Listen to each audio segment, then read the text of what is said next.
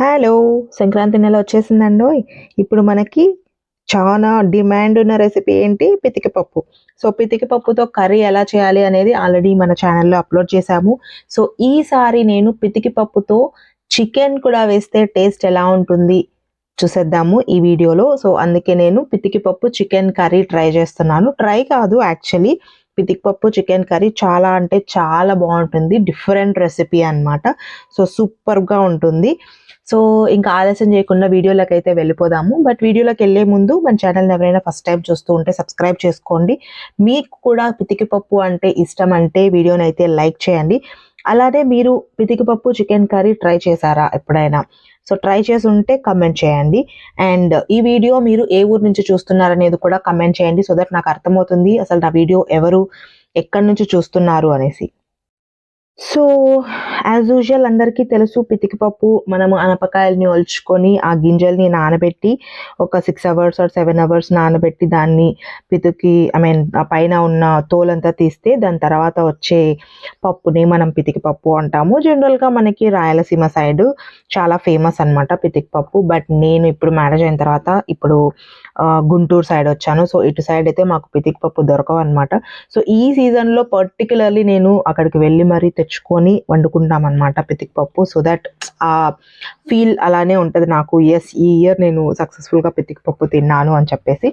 So, ఈసారి కూడా నేను అక్కడి నుంచి తెప్పించుకున్నాననమాట. కాయలు తెప్పించుకొని పితికి పప్పు పితుక్కున్న తర్వాత సో, అన్నీ ట్రై చేశాను. పితికి పప్పు నార్మల్ కర్రీ ట్రై చేశాను. చికెన్ వేసుకొని ట్రై చేశాను. పితికి పప్పు సంగటి తిన్నాను. అన్నం తిన్నాను. చపాతీ తిన్నాను. దోస తిన్నాను. ఆబ్వియస్‌లీ మీరందరూ కూడా ఇవన్నీ రెసిపీస్ ట్రై చేస్తారనుకుంటున్నాను. ఇంకా పితికి పప్పులోకి ఇంకేదైనా వెరైటీ ట్రై చేయొచ్చా అనేది కమెంట్ చేయండి. నాకు తెలిసినంత వరకు అయితే ఇవి పూరి ఒక్కటే మిస్ అయింది. పూరి కూడా ట్రై చేస్తాను. ఇంకా ఆలస్యం చేయకుండా మన వీడియోలోకైతే వెళ్ళిపోదాము.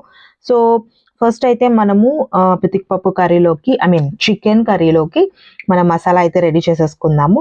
సో, ఫస్ట్ ఒక జార్ తీసుకొని అందులోకి కొంచెంగా అల్లము, చిన్నుల్లిపాయ అనమాట. అంటే తెల్లగడ్డ, రాయలసీమలో తెల్లగడ్డ అంటాం. మేము ఇక్కడ చిన్నుల్లిపాయ అంటాము. సో, అల్లము, తెల్లగడ్డ, చిన్నుల్లిపాయ వేసుకున్నాక దాంట్లోకే కొంచెంగా ఎండు కొబ్బరి అనేది యాడ్ చేశాననమాట. మసాలాకి మనకు మసాలా తగలాలి కదా! సో, ఇందులోకే ఒక మీడియం సైజు ఆనియన్ కూడా యాడ్ చేసేసాననమాట. సో, ఇప్పుడు నేను ఇందులోకి కొంచెంగా జీలకర్ర, చెక్క, లవంగము, షాజీరా ఇవి కొంచెం కొంచెంగా యాడ్ చేశాననమాట. మసాలా మరీ ఎక్కువ వేయకుండా, అలా అని మరీ తక్కువ లేకుండా ఓ మాదిరిగా ఉండేలాగా నేను మసాలా అనేది పేస్ట్ చేసేసుకున్నాను. సో, మరీ వాటరీగా లేకుండా నార్మల్‌గా కొంచెం ఆ కొబ్బరి ముక్కలన్నీ మెదిగాయా లేదా చూసుకొని మనకి పేస్ట్ లాగా చేసేసుకోవాలనమాట. సో, ఇప్పుడు నేను ఈ కర్రీ వచ్చేసి కుక్కర్‌లో చేస్తున్నాను. సో, కుక్కర్ పెట్టేసి విజిల్ పెట్టేస్తే ఈజీగా అయిపోతుందనమాట. సో, ముందుగా అయితే కుక్కర్ పెట్టుకొని కొంచెం వేడైన తర్వాత కొంచెంగా ఆయిల్ అయితే వేసుకోండి. ఒక 1-1.5 స్పూన్ ఆయిల్ అయితే వేసుకోండి. సో, ఇదే ఆయిల్ ఇంకా మొత్తం కర్రీకనమాట. అంటే పితికి పప్పు, చికెన్ అంతా కూడా కలిపి ఇదే అనమాట.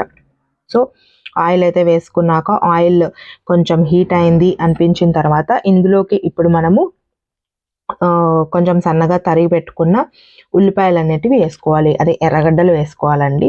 సో, రాయలసీమ సైడ్ ఎర్రగడ్డలు అంటాం. మా సైడ్ మేము ఉల్లిపాయలు అంటాము. సో, వాడుక భాషలో మనకి ఉల్లిపాయలు అనే వచ్చేస్తుంది. సో, ఉల్లిపాయలు చిన్న చిన్న ముక్కలుగా కట్ చేసుకొని ఉల్లిపాయలైతే ఆయిల్ హీట్ అయిన తర్వాత వేసుకోవాలనమాట. సో, ఇందులోకి కూడా మనం చిన్నవి మసాలా దినుసులు ఉంటాయి కదా! చెక్క, లవంగము, జీలకర్ర అవి కూడా కొంచెం స్టార్టింగ్‌లో యాడ్ చేసుకోవచ్చనమాట. మీకు మసాలా అంత ఎక్కువ తగలకూడదు, కొంచెం లైట్‌గా మసాలా వేసుకోవాలి అనుకున్నప్పుడు కొంచెంగానే వేసుకోండి. ఎక్కువైతే వేసుకోవాల్సిన అవసరం లేదు. సో, మనకి ఉల్లిపాయలైతే ఫ్రై అయిపోతున్నాయి. సో, కొంచెం లైట్ బ్రౌనిష్ కలర్ లాగా వచ్చేంత వరకు ఉల్లిపాయలు కూడా ఫ్రై చేసుకోవాలనమాట. ఇప్పుడు ఇందులోకే మనము ఆల్రెడీ కడిగి పెట్టుకున్న చికెన్ అనేది వేసుకోవాలనమాట.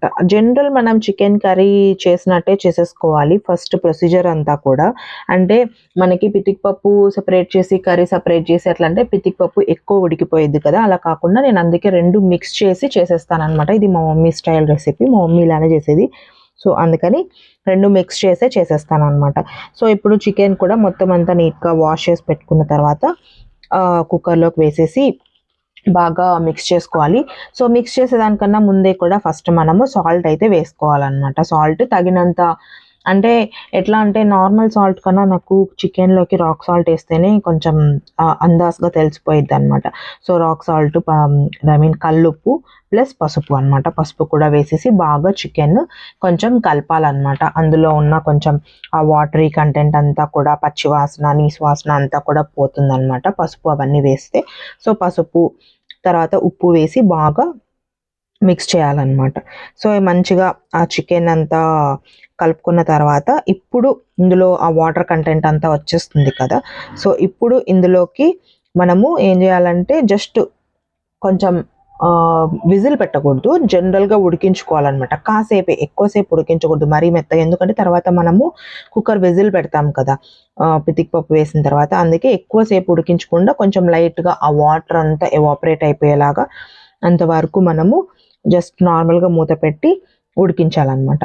దాని తర్వాత ఇందాక మనం రెడీ చేసి పెట్టుకున్నాం కదా పేస్ట్, మసాలా పేస్ట్, ఆ పేస్ట్ అనేది యాడ్ చేసేసేయాలి. సో యాడ్ చేసేసి అది కూడా మంచిగా మసాలా అంతా ముక్కకి మంచిగా పట్టేంత వరకు మిక్స్ చేయాలన్నమాట. సో అంతా మిక్స్ చేసి ఇందులోకి ఇప్పుడు మనము ఇంకా మిగతా ఇంగ్రీడియంట్స్ అన్నీ కూడా యాడ్ చేసుకోవాలన్నమాట ఒక్కొక్కటిగా.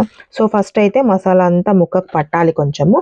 సో అంతవరకు కొంచెం వెయిట్ చేసిన తర్వాత దాని తర్వాత ఇందులోకి ఇప్పుడు మనము మిగతా ఇంగ్రీడియంట్స్ ఆల్రెడీ మనము పసుపు, ఉప్పు వేసాం కాబట్టి ఇప్పుడు కారం అనేది వేయాలన్నమాట. సో కారం వచ్చి నేను ఒక 2 table spoons or 2.5 table spoons వరకు వేసాను. ఎందుకంటే మేము ఇక్కడ నార్మల్ డిఫరెంట్గా కారం చేసుకుంటాం అనమాట మా సైడ్. సో కారం ఒక 2.5 టేబుల్ స్పూన్స్ వేసాను. అలానే ఇందులోకి కొంచెంగా ధనియాల పొడి కూడా వేసాను అనమాట. ధనియాల పొడి ఒక 1/2 స్పూన్ కానీ లేదా 1 స్పూన్ కూడా వేసుకోవచ్చు అనమాట ధనియాల పొడి. అలానే జీలకర్ర పొడి కూడా వేస్తున్నాను. జీలకర్ర పొడి యాక్చువల్లీ ఇంతకుముందు నేను ఎప్పుడు వేసేదాన్ని కాదు, బట్ ఇప్పుడు జీలకర్ర పొడి కూడా యాడ్ చేస్తున్నాను అనమాట. ఒక చిన్న స్పూన్తో ఒక 1 స్పూన్ ఆర్ 1.5 స్పూన్ జీలకర్ర పొడి కూడా చికెన్లోకి యాడ్ చేసేసాను అనమాట. సో ఇదంతా కూడా మంచిగా ముక్కలకి పట్టేలాగా మిక్స్ చేసుకోవాలి. సో ఇప్పుడు మనకి ఈ ఉప్పు, కారము, ఈ మసాలా అంతా కూడా ఆ ముక్కకి పట్టింటుందనమాట. మంచిగా మిక్స్ చేసుకోవాలి. సో ఇప్పుడు ఇంకా మనం దీంట్లోకి మన ఆబ్వియస్లీ మనం పితికిపప్పు చికెన్ చేసుకుంటున్నాం. సో మన పితికిపప్పు కూడా యాడ్ చేసుకోవాలి కదా. సో ఈలోపు కొంచెంగా అంతా కూడా మిక్స్ చేసుకొని మనకి మసాలా అంతా పట్టింది కొంచెం సేపు ఆవిరికి ఎవాపరేట్ అయ్యేలాగా చూసుకోవాలన్నమాట. ఇప్పుడు నేను పితికిపప్పు ఆల్రెడీ పితికి పెట్టేసుకున్నాను. సో దాన్ని యాడ్ చేసేసుకున్నాను అనమాట. నైట్గా క్లీన్ చేసి పెట్టేసుకున్నాను. దాన్ని పితికిపప్పు కూడా యాడ్ చేసుకున్నాను. సో ఇక్కడ ఒక ట్రిప్ ఏంటంటే, ఇప్పుడు మనం పితికిపప్పు యాడ్ చేసుకొని చికెన్ యాడ్ చేసుకున్నప్పుడు ఎక్కువ ప్రెషర్ పెట్టి తిప్పేసేయకూడదు అనమాట. లైట్గా నీట్గా జస్ట్ కొంచెం అలా మిక్స్ అయ్యేలాగా తిప్పుకోవాలి. ఎందుకంటే మనం తిప్పేటప్పుడే పప్పులు విరిగిపోయినాయి అనుకోండి, దాని తర్వాత మనకి మొత్తము పిసిపిసా అయిపోయినట్లు అయిపోతుంది అనమాట. అందుకే ఎక్కువ తిప్పకూడదు. సో ఇప్పుడు ఇందులోకే నేను చికెన్ మసాలా కూడా యాడ్ చేస్తున్నాను. సో చికెన్ మసాలా కూడా మనం ఒక టేబుల్ స్పూన్ అలా వేసుకోవచ్చు. Table spoon or 1.5 table spoon chicken masala ఏదైనా యూస్ చేయొచ్చు. సో చికెన్ మసాలా కూడా యాడ్ చేసేసి అది కూడా కొంచెం బాగా కర్రీలోకి మిక్స్ అయ్యేలాగా తిప్పేసుకున్నాను అనమాట. ఎక్కువ తిప్పట్లేదు, కొంచెంగా జస్ట్ ఊరికే అలా తిప్పుతున్నాను అనమాట. మరి మనం ఇదిగా తిప్పేస్తే చెప్పాను కదా పిసిపిసా అయిపోతుంది. సో ఇప్పుడు ఇందులోకి మనము వాటర్ కూడా మన కర్రీ ఎంత కావాలని యాడ్ చేసుకోవాలి కదా. సో ఇది వచ్చేసి మనకి మనం ఇందాక మనం మిక్సీ జార్లో మసాలా వేసుకున్నాం కదా. సో ఆ జార్లోనే వాటర్ పోసి ఆ వాటరే పోసుకున్నాను అనమాట. నార్మల్ వాటర్ అయితే పోసుకోలేదు. సో ఇందులోకి ఇప్పుడు మనకి వాటర్ ఎంత సరిపోతుంది, మన కర్రీ ఎంత కన్సిస్టెన్సీ కావాలి అని చూసుకొని అంత వాటర్ వేసుకొని మిక్స్ చేసేసుకోవాలి. మీకు సాల్ట్, కారం అంతా సరిపోయిందా లేదా అని కూడా చెక్ చేసుకోవచ్చు ఒకసారి. నేనైతే జనరలీ చెక్ చేయను అనమాట. అలానే అందాజుగా వేసేస్తాను.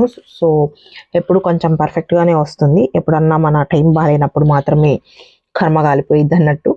బట్ యా, సో ఇప్పుడైతే కుక్కర్ విజిల్ పెట్టేశాను. విజిల్ పెట్టేసి ఇందులోకి ఇప్పుడు నేను ఓన్లీ 2 విజిల్స్ పెట్టాను అనమాట. సో 3 విజిల్స్ పెడితే ఇంకా ఎక్కువ ఉడికిపోయింది. జనరల్గా చికెన్ అయితే 3 విజిల్స్ ఉడికిస్తాను నేను, బట్ ఇక్కడ మనం పితికిపప్పు కూడా వేసాం కాబట్టి ఓన్లీ 2 విజిల్సే పెట్టాను. చికెన్ ఆల్రెడీ స్టార్టింగ్లో ఉడికిచ్చాం కాబట్టి మంచిగానే ఉడికిపోయి ఉంటుంది. అబ్బా అస్సలు కుత ఉడికిపోతుంది మన పితికి పప్పు చికెన్. సూపర్‌గా ఉంది. అదేదో ఒక రీల్ చూసాను నేను. కుతకుతమంటుంది అన్నట్టు ఉడికిపోతుంది మన పితికి పప్పు చికెన్. సూపర్‌గా టేస్ట్ ఉంటది. నాకైతే చాలా ఇష్టము. సో, పితికి పప్పుతో డిఫరెంట్ కైండ్స్ ఆఫ్ వెరైటీస్ చేసుకోవచ్చండి మనము. పితికి పప్పు కర్రీ చేసుకోవచ్చు, పితికి పప్పు ఆలు వేసి చేసుకోవచ్చు, పితికి పప్పు చికెన్, పితికి పప్పు మటన్, పితికి పప్పు ఎగ్ కర్రీ, ఇంక చాలా చాలా చేసుకోవచ్చనమాట.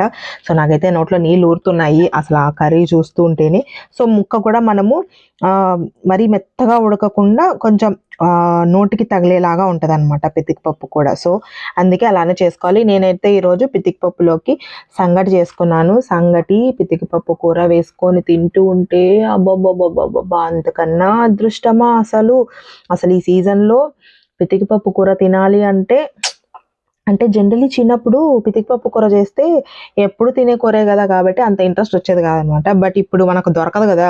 అందుకే ఇంట్రెస్ట్ ఎక్కువ వచ్చిద్దనమాట. అదే పనిగా తెప్పించుకొని మరీ తింటున్నాను. ఐ హోప్ మీకు వీడియో అయితే నచ్చిందనుకుంటున్నాను. నాకైతే కర్రీ చాలా బాగా వచ్చింది. మీరు కూడా ట్రై చేయండి. మరిన్ని వీడియోస్ కోసం అయితే నా ఛానెల్‌ని సబ్స్క్రైబ్ చేసుకోండి. వీడియోని లైక్ చేయండి.